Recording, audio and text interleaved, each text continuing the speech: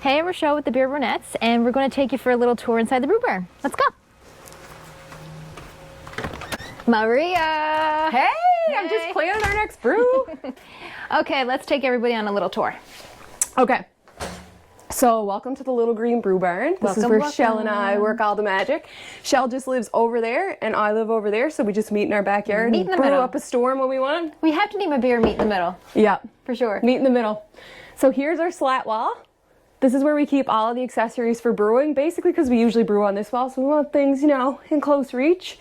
Got our water treatment chemicals, lots of goodies up here, lots of Grainfather stuff, lots of Anvil stuff, lots of Blickman stuff, all the main brands. And over here we've got reverse osmosis system water. So under here we've got an RO system so that we can have really good brew water.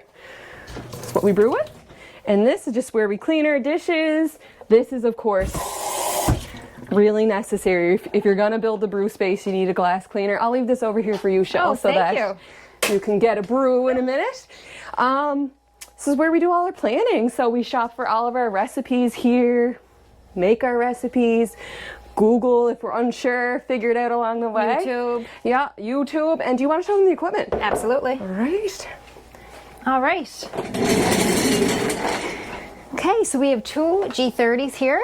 Ooh. And we have two sparge water heaters. As you can see, one is much bigger than the other because we have a little something over here. Oh. We have a G70, which is super awesome for us. We have 3 fermenters, and 2 of them are happily fermenting right now, so hopefully these work out perfectly for us. There is a glycol chiller and some samples in here. Some nice craft brews. Yep, and we keep our hops in there too and our yeast to keep them super fresh. Mm-hmm. A little fermentation going on over here. There's some glasses for different styles of beer. We can have up to 4 beer on tap. I'm just going to pour a little sample right now. What are you drinking?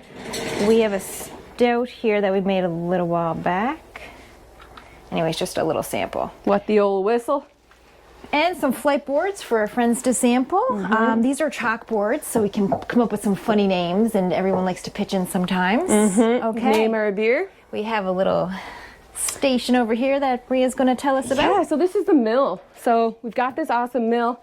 It's kind of hard to use without, you know, having a setup. So we know a handy carpenter who made this for us. It's a little cart for the mill. Underneath we've got a little bucket so the grain goes right in there. And we've also got an anvil scale, so you know, when we're doing big batches, we don't have to pre-measure. We can just measure for the scale. Perfect. Hang on. It's easy. And this is kind of like our kegging station. This is where we do all of our kegging before we put her in.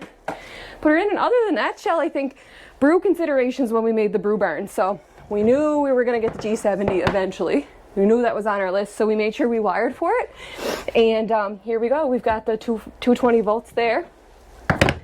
And then I guess the only other thing, this is kind of like really helpful for us. We wanted to make sure that we made the counters high enough, because we knew we would be getting Grainfather equipment, that we could pull this grain basket up while we're sparging and not have to move the sparge kettle. Perfect. So, you know, it helps with the heavy lifting.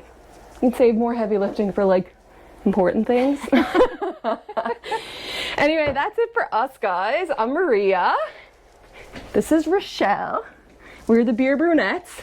Thanks for coming to see our brew space and like brew with you soon. Cheers. Cheers, guys.